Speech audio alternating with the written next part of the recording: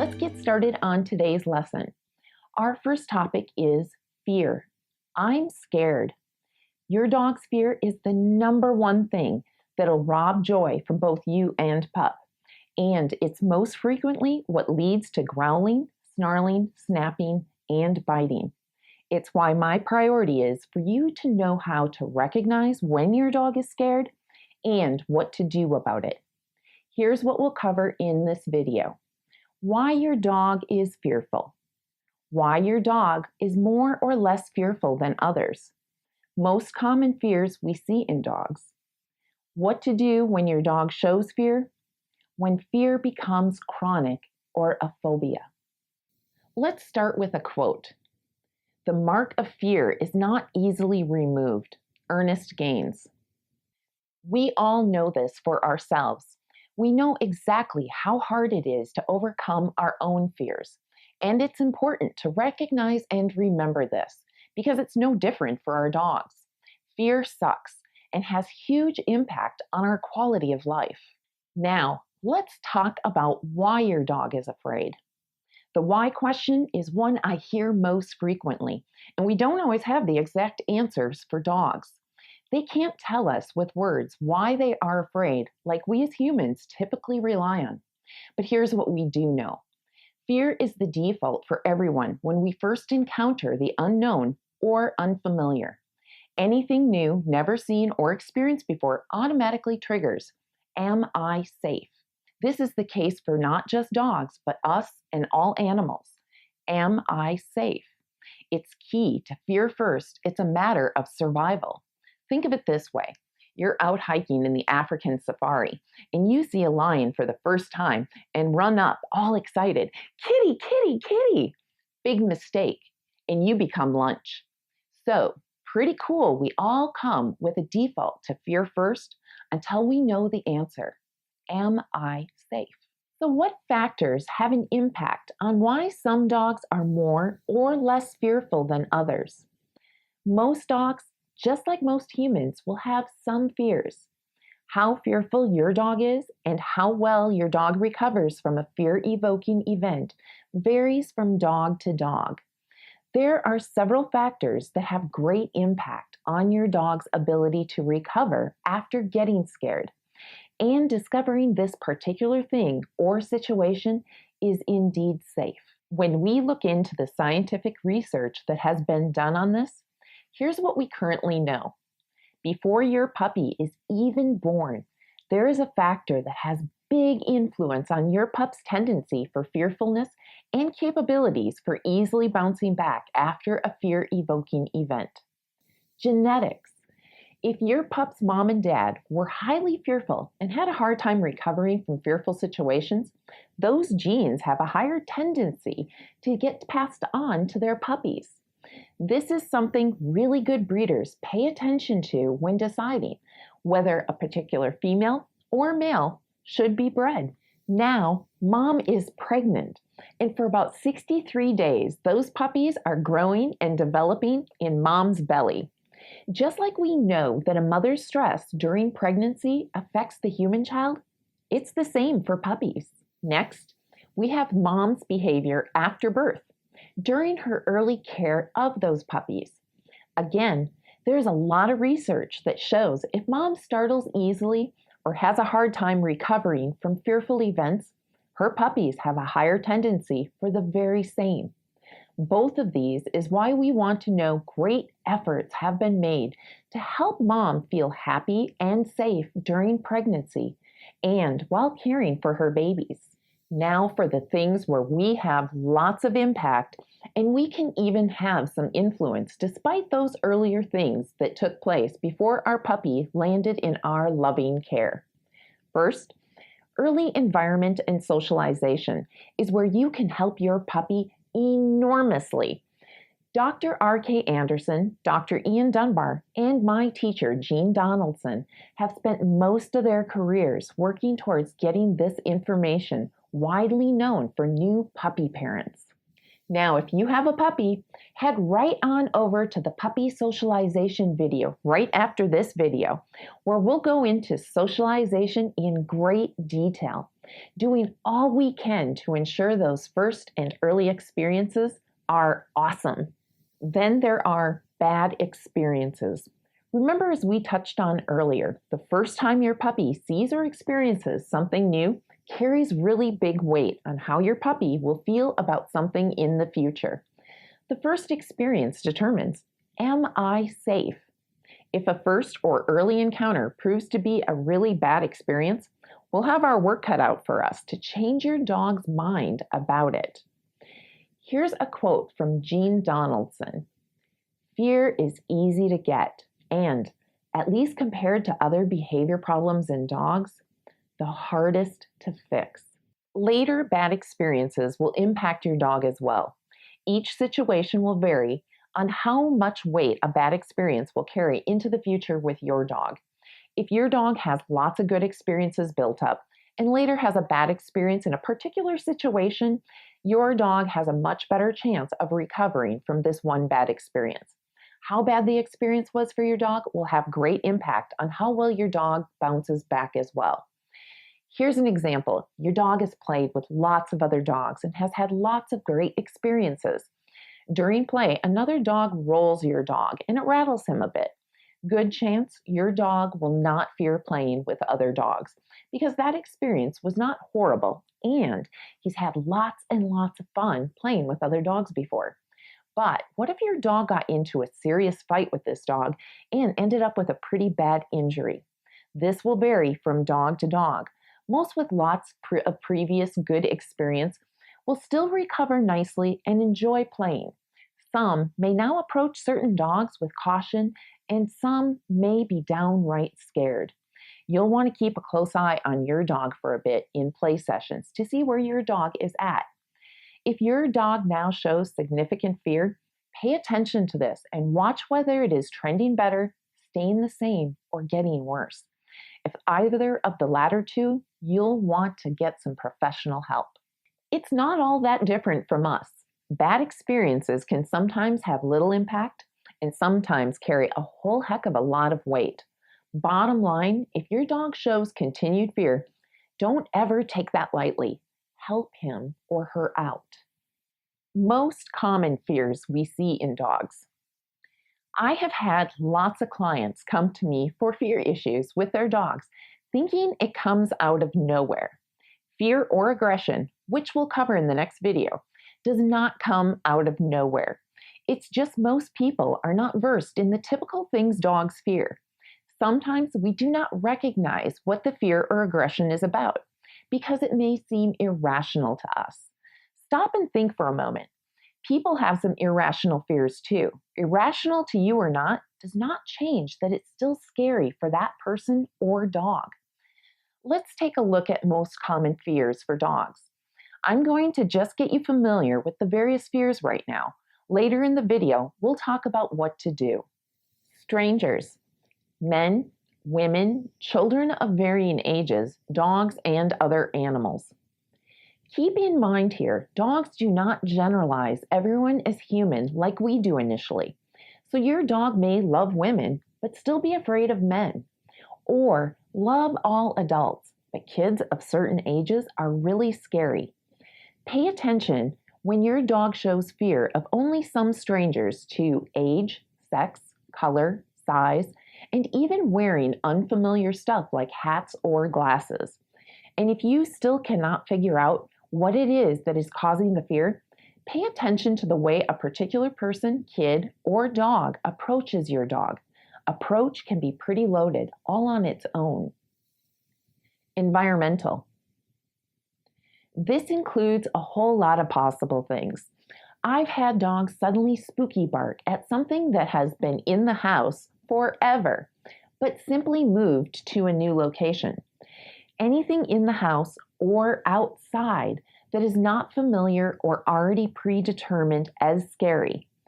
Things that suddenly move or are cause for surprise, like cars, bikes, skateboards, etc. Some dogs are completely okay with cars, but noisy trucks, not so much.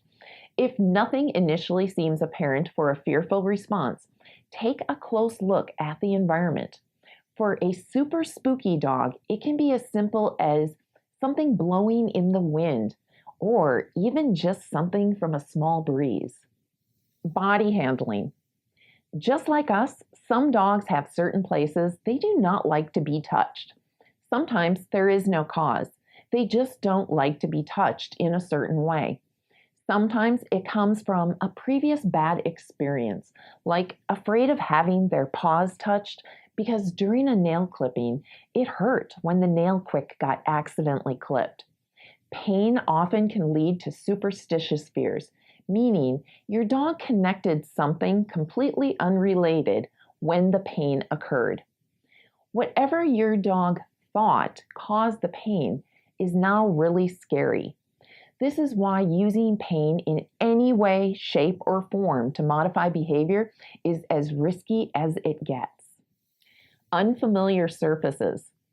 Say your dog has never walked across a metal grate crossing the section of a sidewalk.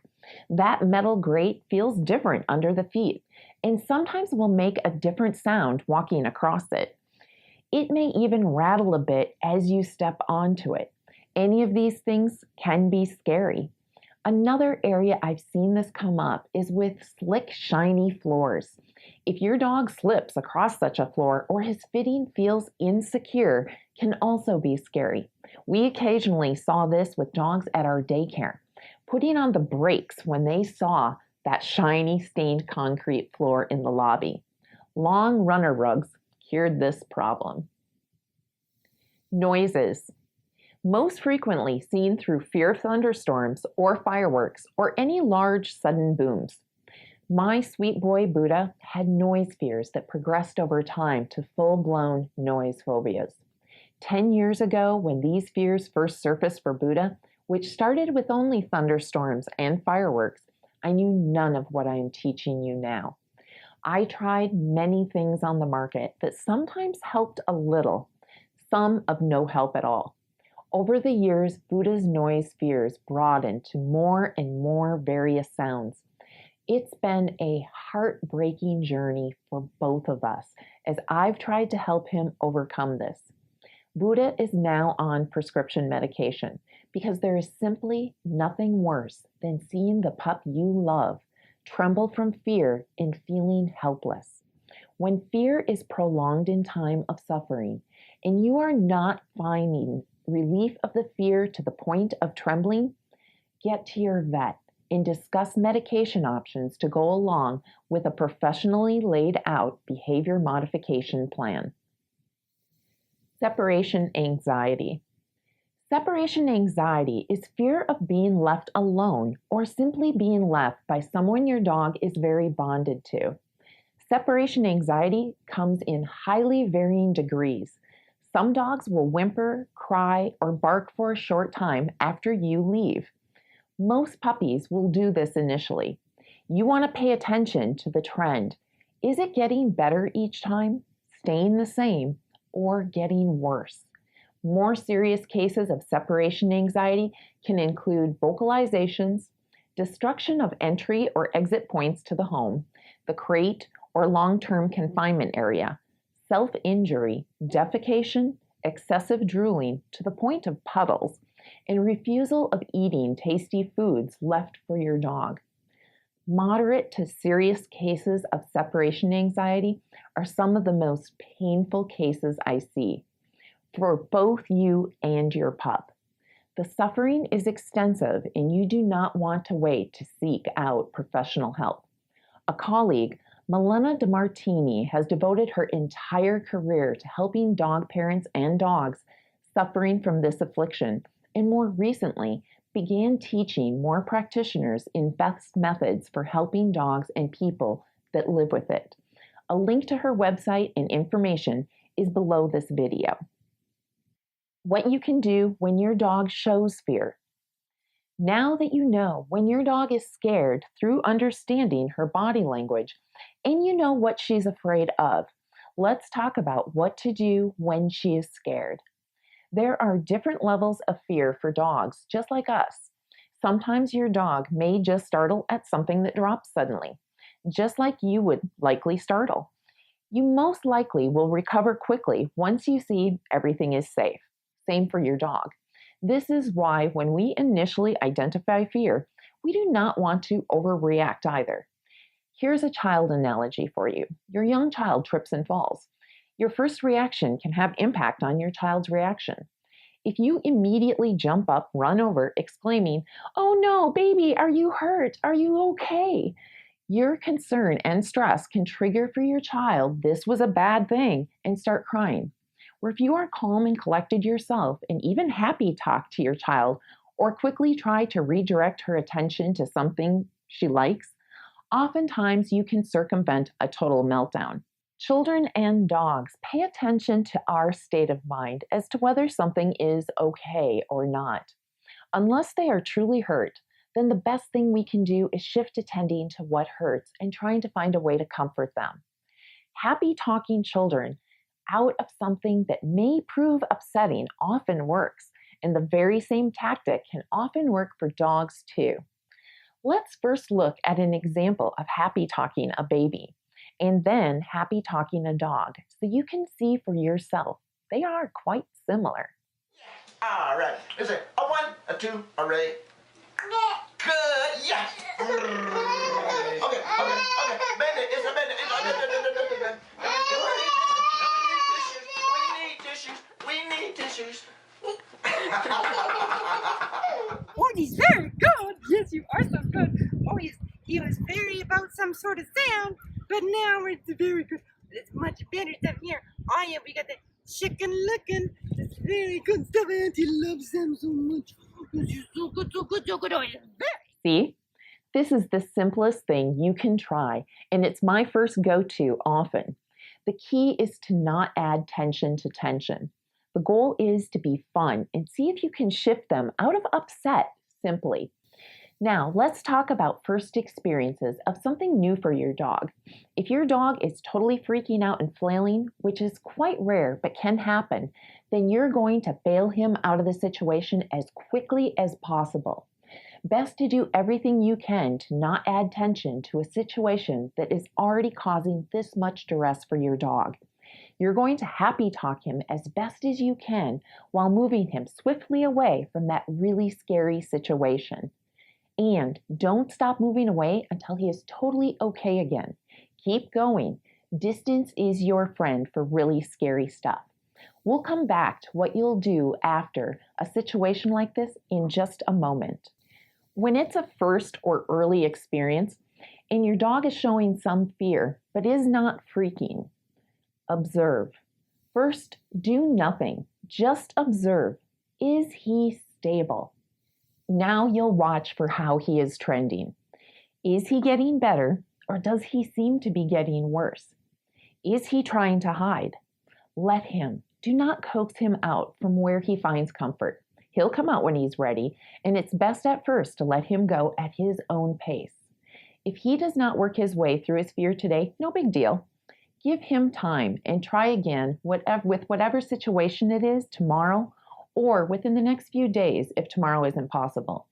Especially with strangers. Stay away from pushing your dog towards strangers. If fear is not tended to in a respectable manner to how your dog is feeling, we may get aggression, and we do not want to take any unnecessary risks with that, especially with people. If your dog is starting to lean forward or stretch cautiously towards the scary thing, he's gaining courage. Keep observing. The key is to let your dog approach people, other dogs, or any scary stuff on his terms.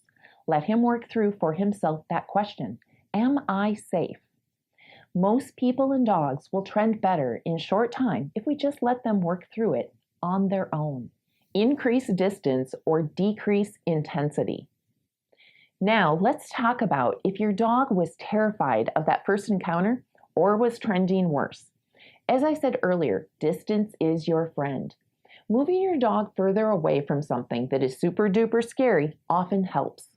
You want to get far enough away that your dog now appears completely okay. And it's great if you can achieve that and your pup can still see the scary thing. The other thing you can do, especially with things like noise, is decrease intensity. The noise is not as loud, or It's for really short bursts. Awareness of scary thing equals good things happen. When your dog isn't trending better on his own, he'll need a little help from you. We can change a lot of pups' feelings about certain things by simply pairing the scary thing at a comfortable distance or intensity to things your dog thinks are awesome. The key here is your dog notices the scary thing first, then happy talk or play their favorite game, or really, really, really good yummies. We're not talking a piece of kibble here. We want to use something that will make a big impression, like roast beef or chicken. Here's an example. Your pup is afraid of big burly men. Pup sees man. He gets roast beef. Man goes out of view. No more roast beef. Man appears again. He gets roast beef. Repeat, repeat, repeat. And don't stop until he thinks big burly men are super cool. Small steps and patience. The key with anything that your dog finds scary and is not trending better pretty quickly on her own is to always go at her pace. Our society has all of us wanting the quick fix or instant gratification. When we're dealing with behavior, whether our own or dogs, quick fixes are an illusion. It's not how behavior works, and I have yet to find a quick fix for myself or dog that does not come without serious risk. You have to decide, is it worth it? Your quickest route to success is small steps and loads of patience on your part. You love your dog, so it's worth it. Be your dog's hero, always. One more thing before we wrap up this section. Lots of people, including professionals, still espouse the notion that you can reinforce fear. People will say, don't coddle your dog. You're going to make the fear worse. This stems from when people see someone adding tension to tension. If you're a wreck every time your pup is afraid, she may decide there's good cause for being afraid. After all, this situation is upsetting for you too, which is why I am empowering you with the knowledge for how to handle it. You cannot reinforce fear by being there for your dog and offering comfort. As Maya Angelou beautifully stated, when you know better, you do better. Do your best to always be there for your dog. Let your dog do what he needs to feel safe and be your dog's hero, always. When fear becomes chronic or a phobia. When your best efforts are not helping your pup overcome his fears, please don't wait. Get professional help. Chronic fear is no fun and can progress to an all-out phobia with a terrible effect on quality of life for both you and your fur baby. You may contact us or check the link below for a professional in your area from my alma mater, the Academy for Dog Trainers. Now, you have some great knowledge about fear and how to help your dog overcome it. You also know that if things are not trending better with your efforts, as you learned here, it's time to get professional help. Fear is the number one cause of aggression, and it is the number one thing that will rob us all of joy. I want for you and your dog a wonderful, joy-filled life.